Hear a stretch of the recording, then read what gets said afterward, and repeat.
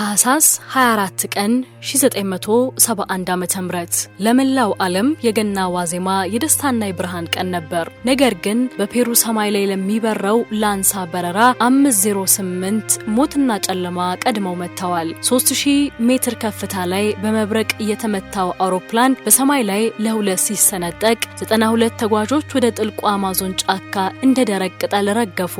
ከነዚህ ሰዎች መካከል ግን አንዲት የ17 ዓመት ታዳጊ በመቀመጫዋ ላይ እንደታሰረች ከ3000 ሜትር ከፍታ ላይ ወደ ታች እየተወረወረች ነው። ሞት አይኑን አፍጥጦ እየጠበቃት ነው። ነገር ግን ተፈጥሮ ለዚህች ልጅ የተለየ እቅድ ነበራት። ከመቀመጫዋ ጋር ተጣብቃ በደመናና በነፋስ መካከል እየተሽከረከረች ጥቅጥቅ ባለው ጫካ ውስጥ ተከሰከሰች። 91 ተጓዦች በዚያው ቅጽበት ህይወታቸው ሲያልፍ እሷ ግን በህይወት ተረፈች።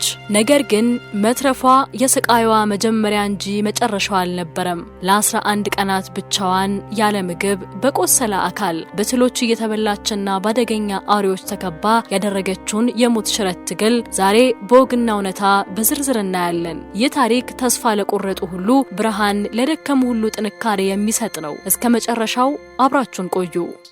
She was still strapped to her seat in a row of 2 other seats, which was spiraling. ጁሊያን ኮፒኬ ተወለደችው በ1954 ዓ.ም በፔሩ ሊማ ውስጥ ነው። ወላጆቿ ጀርመናውያን ሲሆኑ ሁለቱም ታዋቂ የሆኑ የተፈጥሮ ሳይንቲስቶች ነበሩ። ጁሊያን ያደገችው በከተማ ሳይሆን ወላጆቿ ምርምር በሚያደርጉበት ፓንጓና በተሰኘው የአማዞን ጫካ ውስጥ ነው። ይህ ጫካ ለጁሊያን መጫወቻዋና ትምህርት ቤቷ ነበር። ታህሳስ 24 ቀን ጁሊያን የሁለተኛ ደረጃ ትምህርቷን አጠናቃ የምረቃ በዓሏን ካከበረች በኋላ ከእናቷ ከማሪያ ጋር በመሆን ወደ ፑካልፓ ለመብረር ሊማ አየር ማረፊያ ደረሱ። አባቷ ሃንስ ዊልሄልም እዚያው እየጠበቃቸው ነበር። የሚሳፈሩበት አውሮፕላን ሎኪድ ኤሌክትራ ኤል188 ኤ የተባለ አሮጌ አውሮፕላን ነበር። የአየር መንገዱ ስም ላንሳ ሲሆን በወቅቱ ብዙ አደጋዎችን በማስተናገዱ ይታወቃል። እናቷ ማሪያ በሌላ አየር መንገድ ብንሄድ ይሻላል የሚል ስጋት ቢኖራትም የገና በዓል ስለነበር ሁሉም በረራዎች ተይዘው ነበር። አውሮፕላኑ ልክ ከቀኑ 11 ሰዓት ከ42 ደቂቃ ላይ 92 ተጓዦችንና 6 የበረራ ሰራተኞችን አሳፍሮ ተነሳ።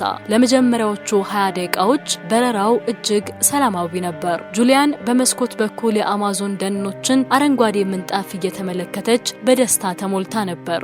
ነገር ግን አውሮፕላኑ የአየርላንድ ተራሮችን አልፎ ወደ አማዞን ተፋሰስ ሲገባ ሰማዩ በድንገት ተለወጠ። ከቀኑ 12 ሰዓት ከ30 ላይ አውሮፕላኑ እጅግ አስፈሪ የሆነ አውሎ ነፋስና የመብረቅ ጋጋታ ውስጥ ገባ። አውሮፕላኑ እንደ ትናንሽ አሻንጉሊት በነፋሱ ይንገላታ ጀመር። የበረራ ሰራተኞቹ ቁጥጥር እያጡ መጡ። ተጓዦች መጮህና መጸለይ ጀመሩ። ጁሊያን እናቷን ተመልክታ ነበር። ማርያም በከፍተኛ ፍርሃት ውስጥ ሆና ይህ አውሎ ነፋስ መጨረሻችን ሊሆን ይችላል አለቻት። በዚያው ቅጽበት አንድ ግዙፍ መብረቅ የቀኝ ክንፉን ሞተር መታው። አውሮፕላኑ በሳት ተያያዘ። ከሰከንዶች በኋላ በከፍተኛ የግፊት ኃይል አውሮፕላኑ በሰማይ ላይ ለሁለት ተሰነጠቀ። ጁሊያን የምታስታውሰው የመጨረሻ ነገር ቢኖር በዙሪያዋ የነበረውን የነፋስ ሽውታና ወደ ጥልቁ ገደል እየወረደች መሆኑን ብቻ ነበር። ጁሊያን የወደቀችው ዝም ብሎ ጫካ ውስጥ አልነበረም። የወደቀችው አረንጓዴው ሲኦል ተብሎ ወደሚጠራው በዓለም ላይ እጅግ አደገኛና ጨካኝ ወደ ሆነው የአማዞን ዝናባማ ደን ውስጥ ነው። ይህ ቦታ ለሰው ልጅ የተሰራ አይደለም። እዚህ ጫካ ውስጥ እያንዳንዱ ቅጠል፣ እያንዳንዱ ውሃና እያንዳንዱ ድምጽ የሞት መልእክተኛ ሊሆን ይችላል። አማዞን በራሱ ሕግ የሚመራ ዓለም ነው። ጁሊያን የወደቀችበት ስፍራ ጥቅጥቅ ያለ ከመሆኑ የተነሳ የፀሐይ ብርሃን መሬቱን አይነካውም። በዚያ ጨለማና እርጥበት አዘል በሆነ ስፍራ ውስጥ ሽታው የበሰበሰ ቅጠልና የሞቱ እንስሳት ድምር ነው። እዚያ ጫካ ውስጥ ዝምታ የለም። በምትኩ በሺዎች የሚቆጠሩ ነፍሳት የሚፈጥሩት የሚያደነቁር ጩኸት የአእምሮን ሰላም ይነጥቃል። አስቡት፣ ጁሊያን በቆሰለ አካሏ መሬት ላይ ስትወድቅ በዙሪያዋ ያደፈጡት አውሬዎች ምን ያህል አስፈሪ እንደሆኑ። እዚያ ጫካ ውስጥ ብላክ ካይማን የተባሉ እስከ 6 ሜትር የሚረዝሙ ግዙፍ አዞዎች አሉ። እነዚህ አዞዎች በውሃ ውስጥ እንደ ግንድ ተኝተው ለሰከንድ ትኩረት የሚነፍጉትን ማንኛውንም እንስሳ ወደ ጥልቁ ይጎትቱታል። ጁሊያን ደግሞ ደም እየፈሰሳት በእነዚያ አዞዎች ግዛት ውስጥ ማለፍ ነበረባት። ከአዞዎቹ በላይ ደግሞ ጃጓር የተባሉት የአማዞን ነገስታት አሉ።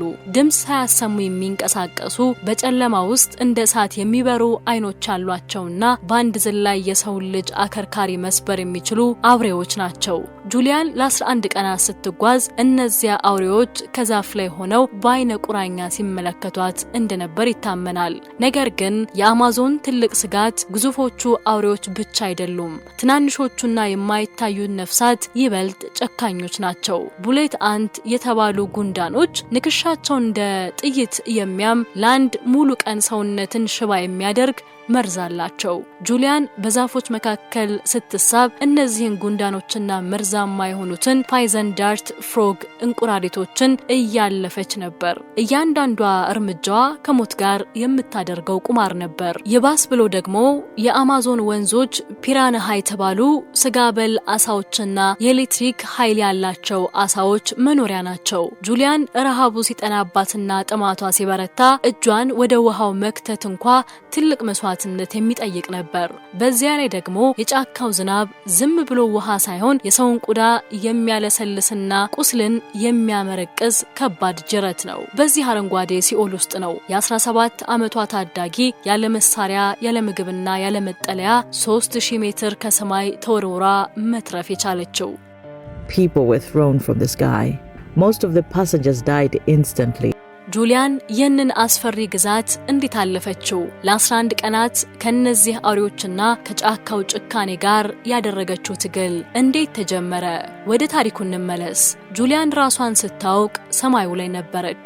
አውሮፕላኑ ጠፍቷል፣ ተጓዦቹ ጠፍተዋል፣ እናቷ የለችም። ያለችው እሷና የታሰረችበት የሶስት ሰዎች መቀመጫ ብቻ ነው። ከ3000 ሜትር ከፍታ ላይ ወደ 10000 ጫማ ቁልቁል እየተወረወረች ነው። በዚህ ከፍታ ላይ ያለ ሰው አየር እጥረትና በከፍተኛ ፍጥነት በሚመታ ነፍስ ምክንያት ወዲያውኑ ህይወቱ ሊያልፍ ይችላል። ነገር ግን ታምሮ እዚህ ጋር ነው። ሳይንቲስቶች በኋላ ላይ እንዳረጋገጡት ጁሊያን የታሰረችበት ወንበር በንፋሱ ኃይል እንደ ሄሊኮፕተር ክንፍ እየተሽከረከረ የአወዳደቋን ፍጥነት ቀንሶታል። በተጨማሪም የገና ዋዜማ ስለነበር በጫካ ውስጥ የነበረው ኃይለኛ የዝናብ ንፋስ ወደ ላይ የሚገፋ ኃይል በመፍጠር እንደ ፓራሹት ረድቷታል። ጁሊያን ጥቅጥቅ ባሉ ዛፎች ላይ አርፋ መሬት ላይ ተከሰከሰች።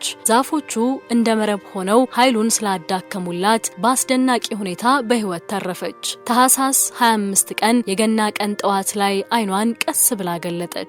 ራሷን ያገኘችው በጭቃና በከባድ ዝናብ ውስጥ ነው። ትከሻዋ ተሰብሯል፣ ጉልበቷ ተቆርጧል። አንደኛው አይኗ አብጦ ማየት አትችልም። በዙሪያዋ ምንም ስብርባሬ የለም። እሷና የሰበረችው ወንበር ብቻ። የ17 ዓመቷ ታዳጊ በዓለም አስፈሪ በሆነው አማዞን ጫካ ውስጥ ብቻዋን በቆሰለ አካል ታምራዊ ጉዞዋን ልትጀምር ነው። እናቷን ማማ እያለች ብትጮህም የጫካው ዝምታና የወፎች ድምጽ ብቻ ነበር የሚመልስላት። በዚያ ሰዓት ነበር ጁሊያን የመትረፍ ጥበቧን መጠቀም የጀመረችው። ጁሊያን በመጀመሪያዎቹ 3 ቀናት መንቀሳቀስ አልቻለችም ነበር። ጭንቅላቷ ላይ በደረሰው ድንጋጤ ምክንያት ዓለሙ በፊቷ ይዞራል። ነገር ግን አባቷ ያስተማራትን አንድ ወርቃማ ሕግ አሰበች። ውሃ ፈልጊ። ውሃ ካለ ወንዝ አለ፣ ወንዝ ካለ ደግሞ ሰው አለ። ጁሊያን አቅጣጫዋን ይዛ ጉዞ ጀመረች። ባደጋው ቦታ ካገኘቻቸው ጥቂት ከረሜላዎች በስተቀር ምንም ምግብ አልነበራትም። ጫካው በጠላት የተከበበ ነበር። አዞዎች በወንዙ ዳርቻ ላይ ይሞቃሉ። ነብሮችና መርዛማ እባቦች በየዛፉ ስር አድፍጠዋል። ጁሊያን ግን አንድ ሚስጥር ታውቃለች። አዞዎች ሰውን አያጠቁም ብላ ስለምታምን በወንዙ መካከል እየተንሳፈፈች ጉዞዋን ቀጠለች። ይህ ግን ሌላ መዘዝ አመጣባት። ቆዳዋ ለቀናት ውሃ ውስጥ ስለቆየ መላላጥና መቁሰል ጀመረ። 4ኛው ቀን ላይ ነበር አስደንጋጩ ነገር የሆነው። በትከሻዋ ላይ በነበረው ጥልቅ ቁስል ላይ ብሉ ቦትል የተባሉ ዝንቦች እንቁላል ጣሉባት። ከቀናት በኋላ በመቶዎች የሚቆጠሩ ትሎች በቆዳዋ ስር ተፈልፍለው ስጋዋን በህይወት እያለች መብላት ጀመሩ። ህመሙ ሊገለጽ የማይችል ነበር። ትሎቹ በሰውነቷ ውስጥ ሲንቀሳቀሱ ይሰማታል። በቁመቴ እየተበላሁ ነው የሚለው ሐሳብ ለሰከንድ አላረፋትም። በ10ኛው ቀን ጁሊያን ሙሉ በሙሉ ተስፋ ልትቆርጥ ደርሳ ነበር። ድካምና ረሃብ አቅሟን ጨርሰውታል። በድንገት ግን በወንዙ ዳርቻ አንዲት ትንሽ ጀልባና የሳር ክዳን ቤት አገኘች። በቤቱ ውስጥ ለጀልባ ሞተር የሚሆን ነዳጅ አገኘች። ጁሊያን ውሻዋ ሲቆስል ነዳጅ እንደሚቀባው አሰበች። ነዳጁን በትከሻዋ ላይ ስታፈሰው ትሎቹ በቡድን ሆነው ከቁስሏ ውስጥ መውጣት ጀመሩ። በዚያች ሌሊት 35 ትሎችን ከሰውነቷ ውስጥ አውጥታ ከሞት ጋር እየታገለች አደረች። በ11ኛው ቀን ጠዋት የሰው ድምጽ ሰማች። የአካባቢው እንጨት ቆራጮች ወደ ጎጆዋ ሲመጡ የቆሰለችውን ጁሊያን አይተው በድንጋጤ በረዱ። የጫካ መንፈስ መስሏቸው ሊሸሹ ሲሉ ጁሊያን በስፓኒሽ ቋንቋ እኔ ከአውሮፕላን አደጋ የተረፍኩ ሰው ነኝ ስትል ተማጸነቻቸው። ያ ድምጽ የ11 ቀናት የሲኦል ጉዞ ማብቂያ ነበር። ጁሊያን ከተገኘች በኋላ የዓለም ዜና አውታሮች ሁሉ ስለሷ ማውራት ጀመሩ። ብቸኛዋ ተላፊ ተባለች።